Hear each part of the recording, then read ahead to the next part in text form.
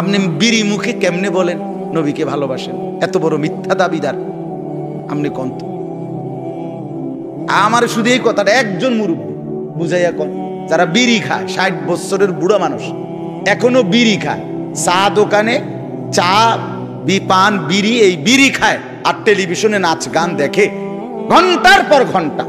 এখানে নামাজ চলে, মসজিদে আল্লাহর গোলামের সেজদা হয়, আর বুড়া বিয়া চা দোকানে বসে বসে বিড়ি খায়, টেলিভিশনে নাচ গান দেখে।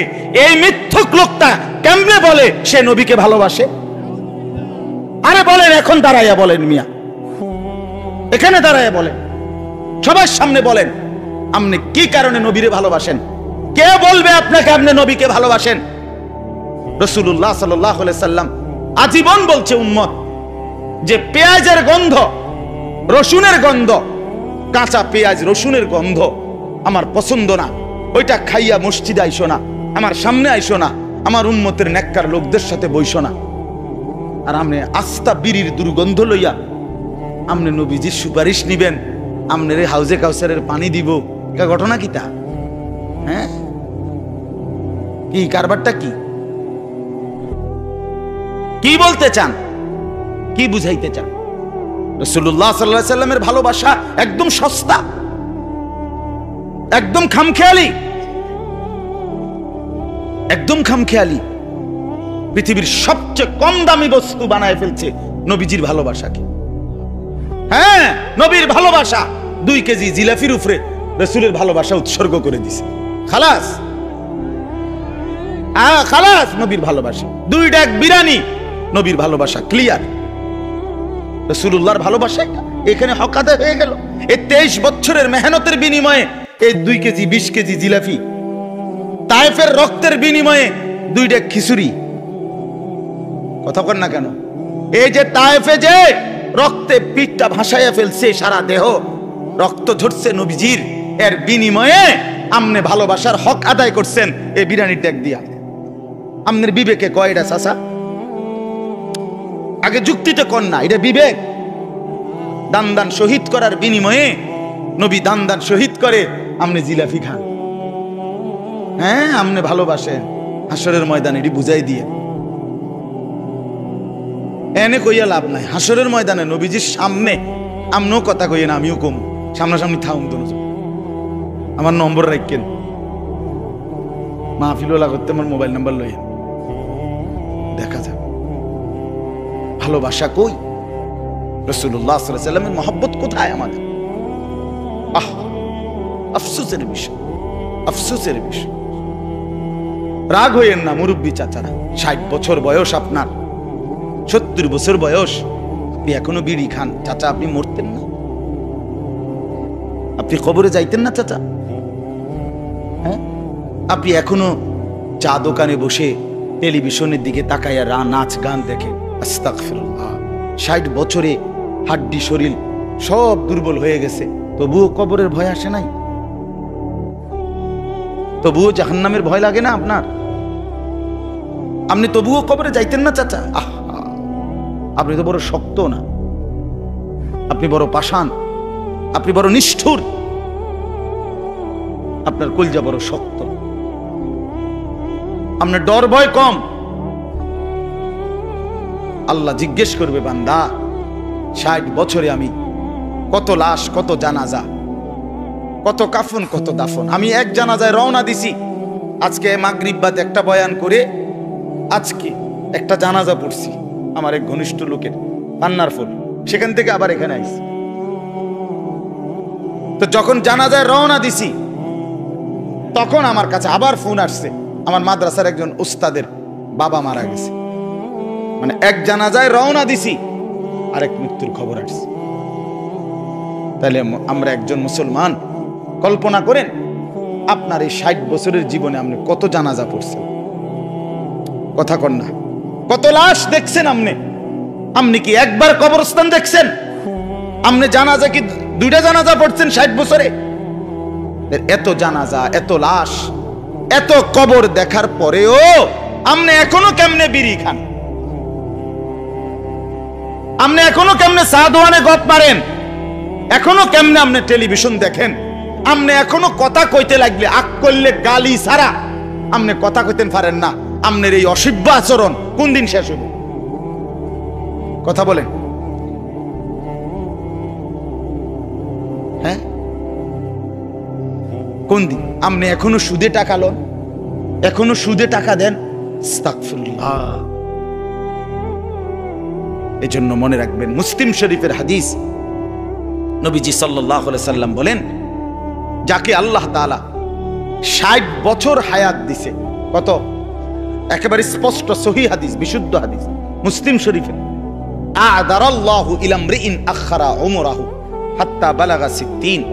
নবীজি বলেন, আল্লাহ তাআলা যাকে হায়াত লম্বা করে 60 বছর পর্যন্ত পৌঁছিয়েছেন, সেই ব্যক্তি যদি 60 বছর হায়াত পাওয়ার পরেও জাহান্নাম থেকে বাঁচতে না পারে, নেক আমল করতে না পারে, জীবন সাজাইতে না পারে, জীবনটা সুন্দর করে না যাইতে পারে, খোদার কসম নবী বলছে, হাসরের ময়দানে ওই বুড়া মিয়া আল্লাহর সামনে কোনো কথা পেশ করার সুযোগ পাবে না। কসম খোদার, সুযোগ দিবেন, কথা বলার সুযোগ দিবে না। আল্লাহ পাক ডাইরেক্ট খার করাইয়ে হাসরের ময়দানে দাঁড়াইবার লগ লগ ফেরেশতারে কইব, বুড়ারে ফিট, শুধু ফিট। কোথায় এলা? প্রথম বাড়িতে কোথায়? যদি চাচায় কয় যে আও কত কথাটা হনো না, না তোর কথার খেতা কিলে ফিট, কথার জায়গা শেষ, কথার সুযোগ। হ্যাঁ, আপনি রাগ হইেন। আমি আমার একটা কথা আছে, আমি একটা নিয়তে এগুলো বলি। নিয়তটা কি জানেন? মনে করেন চাচা আপনি আমার দাদা, তো আমি আপনার নাতি, আমি চাই আমার দাদা যেন হয় জান্নাতি। আমি না চাইলে কে চাইব কম? কথা বলেন না। আপনি আমার চাচা, তো আমি আপনার ভাতিজা, তো আমি চাই আমার চাচা যেন হয় জান্নাতি। আপনি আমার বাপ, তো আমি আপনার ফুত, আমি চাই আমার বাপ যেন হয় কি জান্নাতি। আমি না চাইলে কে চাইব কম? আলেম ওলামা না চাইলে আপনাকে লাগিয়া কে চাইব? তো বলেন। এজন্য খেয়াল করেন, জিন্দেগি কাজে লাগান, হায়াত কাজে লাগান। একটা একটা মিনিট দাম। যাকে আল্লাহ একটু বেশি হায়াত দিছে, তাকে আল্লাহ একটু বেশি সুযোগ দিছে, দিছে কিনা বলেন? আপনারে হায়াত বেশি দিছে, সুযোগ বেশি দিছে। আপনারে বুঝিয়ে শেষ বয়সটা দিছে শুধু পান খাইতেন কেন? শেষ বয়সটা আপনারে দিছে বুঝি চা দোয়ানে বয়ে থাকতেন? শেষ বয়সটা আপনাকে বুঝি আল্লাহ তাআলা দিছে এই টেলিভিশনে নাচ গান চাইতেন? কথা বলে কতটা বিবেকহীন। আল্লাহ একটু সুযোগ দিছে হায়াত, ছেলে ফেলে এখন কামাই রোজগারি করে, আমনে তেমন কোনো রোজগার করণ লাগে না, তার আমনের তো 24 ঘন্টা শুধু লইয়া যদি তসবিটা নিয়ে পড়ে থাকে, আল্লাহর জিকির করে, নবীর দুরুদ পড়ে, খোদার কসম হাসরের ময়দানে দেখবে নেকের পাহাড় জমে গেছে। সুযোগ দিছে না, সুযোগ পাওয়ার পরেও কাজে লাগাইলাম। কাজের আমার বড় কষ্ট লাগে। ছেলেরা তো নষ্ট হয়ে গেছে মোবাইল টিপতে টিপতে, রাস্তার পাশে মুরব্বীরা বরবাদ হয়ে গেছে চা দোকানে গপ মারতে মারতে, হায়াত শেষ করে এই বিকালে গিয়া বইয়ে রাত 9টা পর্যন্ত। এই সিকন টুলও কোনো এটা কত কত আরামের টুল হইতো, টুল একটা এদুরি এ কদ্দুর টুল, কোনো কদ্দুর ফিট লাগান যায় না, কদ্দুর ঠিক মতো বইও তো যায় না। এটা মেতে সোফা হইলো তো একটা কথা, বাবুরে একটা সোফা দিছে, কদ্দুর বইয়ে আরাম পাইছি। সিকন একটা টুলের মধ্যে এই বেটাটা বুড়া মানুষ 3টা ঘন্টা কেমনে বইয়া রইলো আমার মাথা। আরে আপনি একটা সোফা বানান না কারণ আপনার ঘরের সোফাটা আপনি দোকানে থুইয়াইন গিয়া, আপনি যেহেতু বেশি টাইম হ্যানে বইয়েন।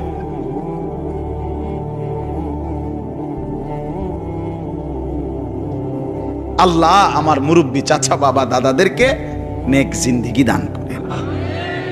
চলেন বাপ, তো বলতেছিলাম আল্লাহ তাআলা বলেন, নবীজির পরিচয়ের কথা কইতে গিয়া কোরআনে আছে নবীজিকে আল্লাহ তাআলা 2টা সিফাত এরকম বলছে। একটা হলো আপনি হলেন বাশীর, আপনি হলেন নাদির। বাশীরাও ওয়া নাদিরা আমাদের নবীর সিফাত, পরিচয় কি? বাশীরাও ওয়া নাদিরা মানে কি? মানে আপনি নবী জান্নাতের সুসংবাদদাতা, আপনি হলেন জাহান্নামের ভয় প্রদর্শনকারী। এজন্য নবী কখনো জান্নাতের সুসংবাদ দিছেন, নবী কখনো উম্মতকে জাহান্নামের ভয় দেখাইছে। ঠিক কিনা বলেন না? দোনোটাই জাহান্নামের ভয়ও দেখাইছে, জান্নাতের খুশখবরিও দিছে। কোরআনুল কারীমের মধ্যে জান্নাতের কথাও আছে, জাহান্নামের কথাও আছে। তো আমি বলতেছি এবার আসেন জান্নাত। এখন এই দুইটা জিনিসের মধ্যে আখিরাতের আমাদের প্রত্যেকটা মুসলমান ইমানদারের কামনা কি? কামনা হলো জাহান্নাম থেকে বাঁচা, জান্নাতে প্রবেশ করা। ঠিক কিনা বলেন না কেন? এটা আমাদের প্রত্যেকের আকাঙ্ক্ষা কিনা? এটা সোজা হিসাব। আমরা প্রত্যেকেই চাই আল্লাহুম্মা ইন্নী আউযু বিকা মিন আযাবি জাহান্নাম, আল্লাহ আমি জাহান্নামের আযাব থেকে পানাহ চাই। আবার আমরা প্রত্যেকেই চাই আল্লাহুম্মা ইন্নী আসআলুকাল জান্নাহ, আল্লাহ আমি আপনার কাছে জান্নাত চাই। তাহলে আমরা জান্নাত চাই, জাহান্নাম থেকে কি চাই? বাঁচতে চাই। এখন জান্নাত যদি কেউ পেতে হয় তাহলে তার দুইটা জিনিস বাধ্যতামূলক। দুই জিনিস থাকবে যার কাছে জান্নাত মিলবে তার। এক জিনিসের নাম, প্রথমটার নাম হলো ঈমান। প্রথমটার নাম কি? ঈমানবিহীন, কালেমাবিহীন, আল্লাহ এবং তার রাসূলের প্রতি ঈমান ছাড়া জান্নাতে যাওয়ার কোনো সুযোগ, মনে করেন তারপরও সে জান্নাতে যাওয়ার সুযোগ। ঈমানবিহীন কোন কাফের যদি পৃথিবীর সবচেয়ে বেশি সৎকর্ম ভালো কাজও করে, তারপরও দুনিয়ার পুরস্কার মিলবে, কিন্তু আখিরাতের জান্নাত মিলবে না। তাহলে ঈমান লাগবে, ঈমান জরুরি, ঈমান জরুরি। আমার বাপ, এই ছেলেরা তোমাদেরকেও বলি, বাপ পর্দার আড়ালের মা বোনদেরকেও বলি, আপনাদেরকেও বলি, বাবা জীবনে সব হারাইলেও মেনে নেওয়া যায়, কিন্তু যদি ঈমান হারা হন তা আপনার কিছুই নাই। কারো বিল্ডিং আছে, কারো বিল্ডিং নাই, কারো ভাত মাছ আছে, কারো কম, কারো বেশি, সব মেনে নেওয়া যায়, কিন্তু ঈমান শূন্য এটা মেনে নেওয়া যায়। এটা শ্রেষ্ঠতম সম্পদ। জুতু মেরা তু সব মেরা, যখন আল্লাহ আমার তখন সব আমার। আগার একটু নেহি মেরা তো কুই শাই নেহি মেরি, যখন আল্লাহ আমার নাই তো কিছুই আমার নাই। যে আল্লাহ হারা সে সর্বহারা। আমার শায়েখ আরিফ বিল্লাহ হাকিমুন নফস আল্লামা মুফতি মুশতাকুন নবী কাসেমি হযরত বলেন, আল্লাহকে পেয়ে কেউ যদি গোটা দুনিয়াও হারায় সে কিছুই হারায়নি। আল্লাহকে না পেয়ে কেউ যদি গোটা দুনিয়াও পায়, খোদার কসম সে কিছুই পায়নি। এজন্য ঈমান সবচেয়ে বড় সম্পদ। ঈমানের পাহারাদারি করা চাই, ঈমান ঠিক রাখা চাই। ঈমান মানে শুধু লা ইলাহা ইল্লাল্লাহ মুহাম্মাদুর রাসূলুল্লাহ এই কালেমা বলা, এই শুধু এতটুকুর নাম ঈমান না। এটা ঈমানের একটা অংশ, এই কালেমা উচ্চারণ করা। ঈমান শুধু এই একটা বাক্যকে উচ্চারণ করাকেই বলে না, এটা ঈমানের অংশ। ঈমানের আল্লাহর নবী বলছে বিদউন ওয়া সাবউনা শু'বা, ৭৭টা শাখা আছে। কয়টা শাখা?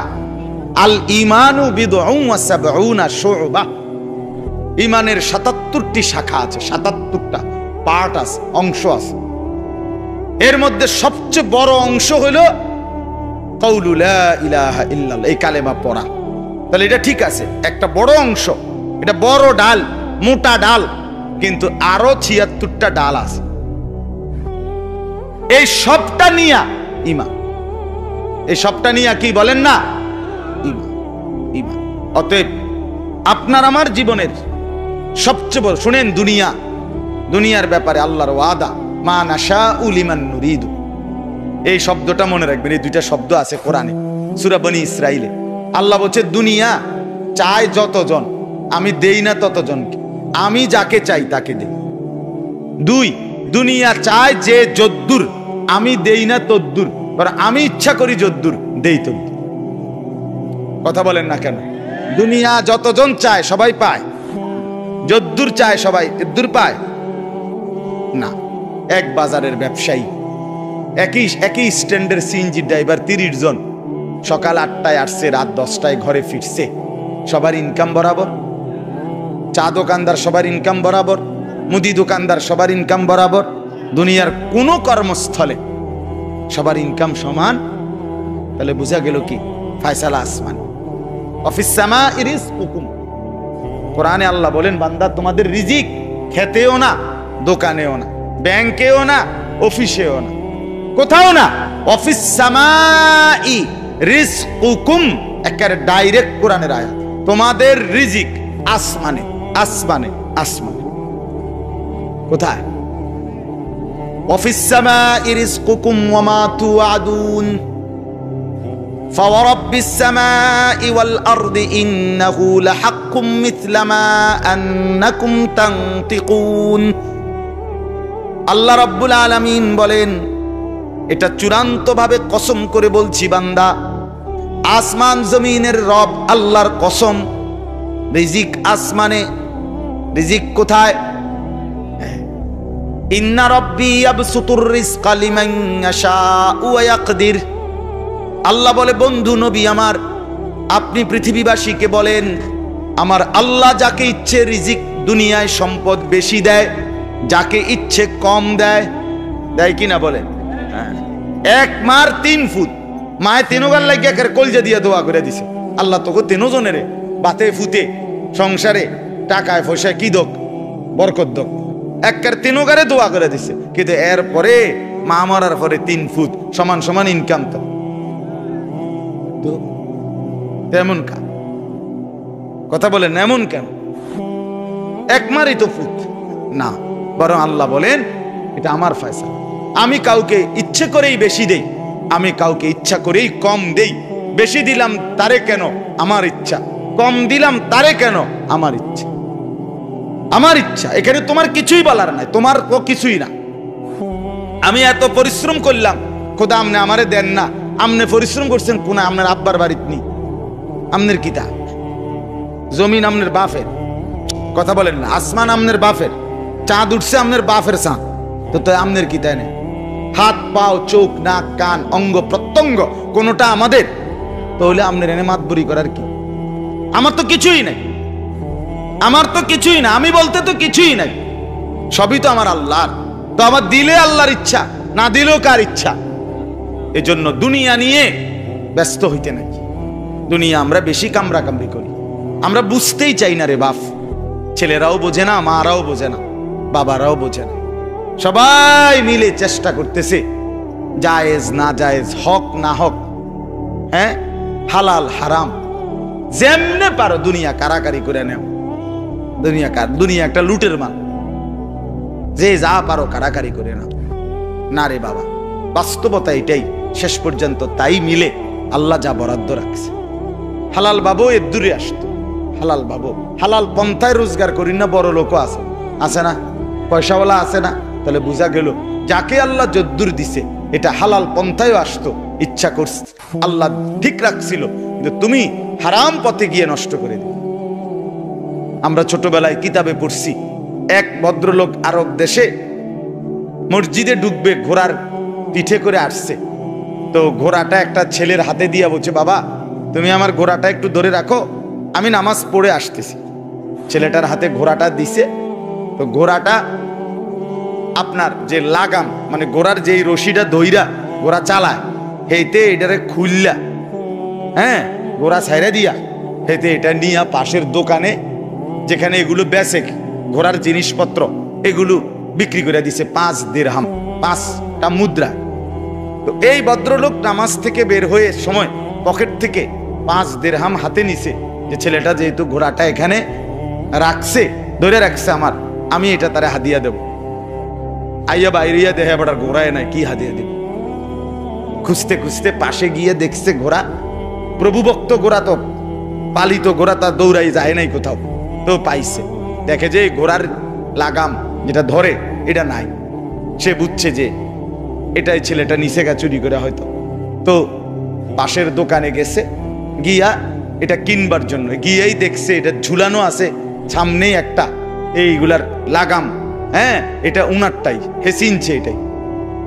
তখন জিজ্ঞেস করছে ওই দোকানদারকে যে ভাই এইটা কত? এই যে এইটা। বলছে আমি এটাই মাত্র একটা ছেলের কাছ থেকে 5 দিরহাম দিয়ে কিনে নিছি, এবার আপনি কিছু বেশি দেন। কথা বুঝছি। তখন ওই আমরা আরবি কিতাবে পড়ছিলাম আর কি এটা।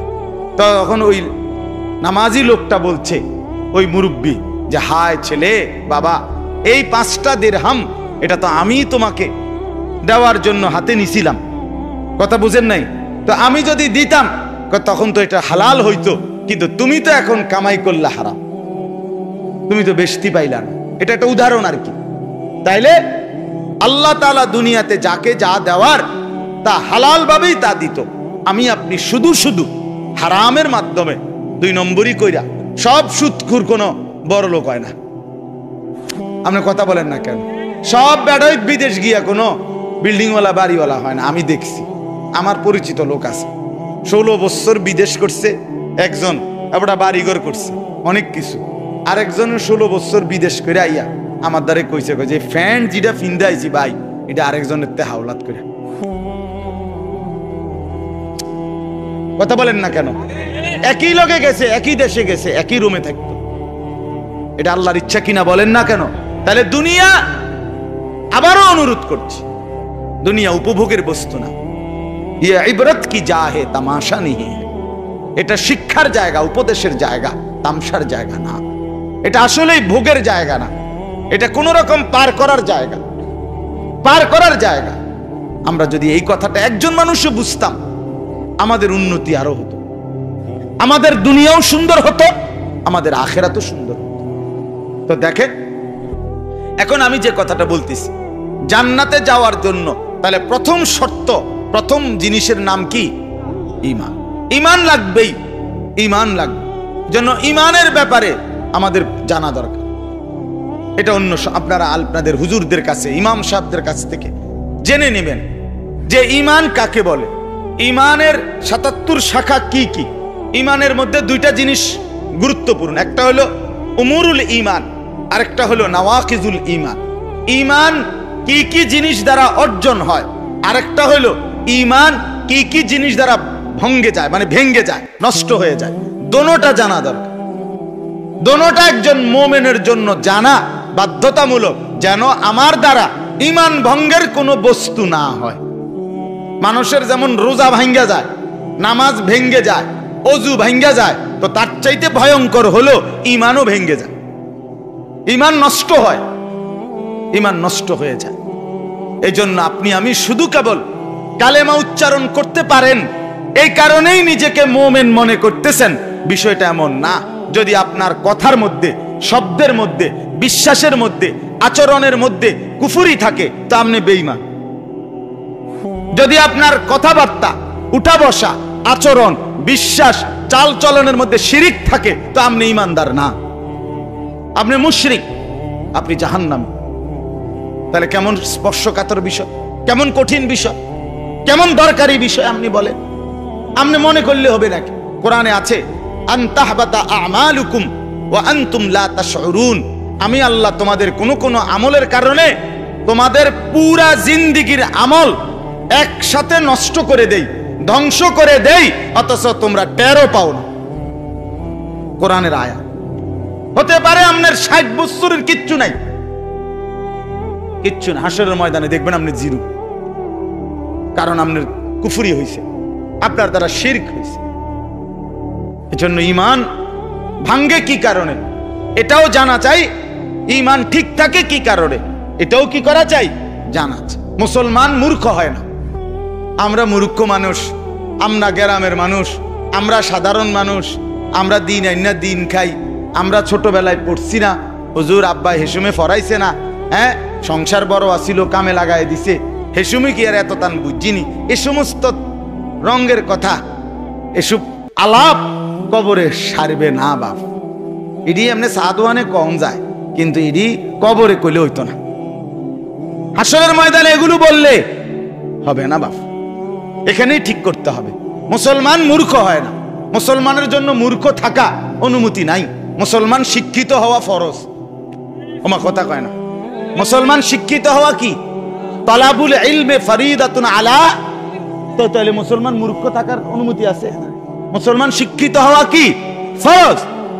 মুসলমানের ছেলেকেও শিখতে হবে, মুসলমানের মেয়েকেও শিখতে হবে, মুসলমানের বুড়াকেও শিখতে হবে, জওয়ানকেও। আমি ওই আমার অনেক সময় আফসুস লাগে, দেখবেন অনেকেরই জিজ্ঞেবেন যেটা আমনের ওযু নামাজ সূরা কেরাত শুদ্ধ আসেনি, কদ্দুর কইবেন, কইবেন নিছে কোন চাই হাবড়া কইব আমার নাতি হাবেশ, আপনার নাতি কি হাবেশ। হাফেজ, আমার 3 নাতি হাফেজ। আমনেরে জিঙ্গাইছি, আমনের কোরআন শরীফ শুদ্ধ নিয়ে বড়া বড়া নাতি হাফেজ। মানে কি কইছে বুঝেন নাই আমনে? মানে আমার নাতি হাফেজ, বেহেস্তে আমি যাইতাম না, কেডা যাইবে? আসলে কি তা বেহেস্তে যাই না, লোকই তো দেখি না আমি, না ওটা দেখে না। আপনি বেহেস্তে যাই না, অনেক মানুষ আছে চা দোকানে বসে বসে বিড়ি খায়, চা খায় এক হাতে, বিড়ি খায়, আর এই ধোঁয়ার ভিতরে দিয়ে না। ভালো মানুষ তো নাই, তো নাই ভালো মানুষ তো না। কি ধরনের চাচা ভালো মানুষ বলতে? মানে এরকম বিড়ি খাওয়াই না নাকি? আপনি কি বুঝাইতে চাইতেছেন? আপনি কোন ক্লিয়ার করে, ভালো মানুষদের নাই আমিও মানলাম, কিন্তু কোন ধরনের? মানে এই যে আরে এই যে আমার মতো আল্লাহর রহমতে বিড়ি খায়, বন খায়, চা খায়, টেলিভিশন চায়, এরকম ভালো মানুষ তো সমাজে দেখতেছি না। কই না, আরো তো লগে বহুত লোক বইয়ে রয়েছে, আপনি দেখেন না কই? আর যদি বলেন না এরকম না, কথা বোঝেন না, এগরে বুঝাই নাই আমি, তো কারে বুঝাইছেন হেডা কোন? বলে তো আল্লাহকে মানে যারা, সেজদা দেয় যারা, হালাল খায় যারা, আল্লাহর ইবাদত করে যারা, আল্লাহর হুকুম মানে যারা, এরকম ভালো মানুষ নাই। খোদার কসম আছে, আপনি আমার লগে আসেন, আমি ডর্জনে ডর্জনে আপনারে দেখাবো। আপনি তাহাজ্জুদ পড়েন না, লোক দেখবেন, আসেন আমার সাথে। আপনি হালাল 1 টাকা জীবনে হারাম খায় না এমন লোক দেখবেন, আমার কাছে আসেন, আমি দেখাই। এদেশের কওমি মাদ্রাসাগুলোর মধ্যে রাতের 4টা বাজে আপনি গিয়া দেখেন, হেফজখানাগুলোর মধ্যে আপনি দেখবেন শত শত ছাত্র মুসলমানের 8 বছরের 10 বছরের বাচ্চা আল্লাহর কোরআন নিয়ে, রাসূলুল্লাহ সাল্লাল্লাহু আলাইহি সাল্লামের হাদিসে নবীজির আমল, তাহাজ্জুদ পড়ে আল্লাহর কোরআন নিয়ে হাফেজ সাহেবের কাছে সবক দেওয়ার জন্য হেফজখানায় রাত 4টায় গোটা পৃথিবী যখন ঘুমায়, মুসলমানের 10 বছরের বাচ্চা তখন আল্লাহর কোরআন নিয়ে বসে। খোদার কসম এরা এই জমিনের সর্বশ্রেষ্ঠ ভালো মানুষ। আপনি ভালো মানুষ চিনেন না? মানে ভালো মানুষ হেনে না গিয়ে চাইবেন? আপনি ভালো মানুষ তো সাদোয়ানে বইয়া, বন্দোয়ানে বইয়া, অটত বইয়া, সিনজিত বইয়া, আপনি মেলের মধ্যে, বিয়ার দাওয়াতের মধ্যে এনে গিয়ে হাবড়া কয় ভালো মানুষ নেই। ভালো মানুষ থাকবে না কেন? ভালো মানুষ আছে বলেই সূর্য ওঠে, চাঁদ ওঠে। খোদার কসম আসমান এখনো জাগাত আছে ভালো মানুষের কারণে, জমিন এখনো এভাবে আছে ভালো মানুষের কারণে। সিটার বাটফারের লাগিয়া, সুদখোর, ঘুষখোর, বাটপার, এই নারী লোভী, জিনা ব্যভিচারকারী, উলঙ্গ ছবি দেখে যেসব যুবক, মুসলমানের এই নাফরমান সন্তান, বেহায়া বেপর্দা হাঁটে চলে যে সমস্ত নারী, এই সমস্ত অসভ্যদের কারণে সূর্য ওঠে না। সূর্য ওঠে আল্লাহর কোরআন পড়ে সেজদা করে যারা, তাদের কারণে। আরে তোরা যারা নামাজ পড়স না ছেলে, তোদের কারণে রিজিক মেলে না। আমাদের বরকতে, আমাদের বাচ্চাদের বরকতে, আল্লাহর কোরআন পড়ে যারা, তাদের বরকতে তোরা ভাত খাস বেটা। মনে রাখো বেটা। হ্যাঁ, এই আল্লাহর কোরআন পড়ে যারা, সেজদা করে যারা, 5 ওয়াক্ত নামাজের সেজদা যাদের কপালে আছে, তাদের জন্য সূর্য ওঠে। হ্যাঁ, আপন মা বাপ বেঁচে থাইকা এত বড় 16 বছরের ছেলে মিয়া 1 ওয়াক্ত নামাজ পড়ে না। আমনের বাপের জন্ম বৃথা, আমনের ফুতের জন্ম বৃথা। কিত্তে নাইছেন দুনিয়া, পাঙ্গাসার তেলাপিয়া খাইতেন, হ্যাঁ, ফার্মের মুরগার কক মুরগা, এটার নাম জিন্দিগি বেটা। ছেলেদের চেহারা দেখেন না? আপনাদের সন্তান না এগুলো? এগুলো রংপুরের ফোলাফাইন, কথা বলেন না কেন? এগুলো নর্থ বেঙ্গল থেকে আইছে ছেলে পেলে। এখানে যে সমস্ত বেনামাজি, এই অপদার্থ, এই অসভ্য, আজকের দিনে যে 1 ওয়াক্ত নামাজ পড়ে নাই, এতক্ষণ যাবত এই চতুর্দিকে যে সমস্ত ছেলে মোবাইলে ছবি, নাচ, গান দেখলো, এই অসভ্য কেমনে মুসলমানের ঘরে গিয়ে এখন ঘুমাবে? তার বাপ কই? তার মা কোথায়? কথা বলেন না কেন? তার বাপ কোথায়? আমনে বাপ মরে গেছেন, আমনে মা মরে গেছেন, আমনে আইছেন হুদা দুনিয়াত ভাত খাইতেন আর ভাত খাবাইতেন। আমার বাপ থাকলে ঠিকই, আমার বাপরে আমি জীবনে একদিন বলছিলাম, একবার, আব্বা আমি এই মাদ্রাসায় পড়তাম না, আমার আরেকটা মাদ্রাসায় ভর্তি করার একটা কারণে বলছিলাম। আমার আব্বা বলছিল, ফুত পরের বেলা ভাতের লোকমা আমার ঘরে ধরো না। খোদার কসম, 1 লোকমা ভাত খাইবে না। হ্যাঁ, বলছে আমি যেই মাদ্রাসায় পড়তে দিছি এখানে পড়বা, নাহলে যাও বাইরো, তোমার ভাত তুমি খাও। এমন বাবার সন্তান। বাবার কঠোর শাসন ছাড়া সন্তান মানুষ হবে কিভাবে? কথা কর না কেন? ছেড়ে দিছে ফুলাইনেরে।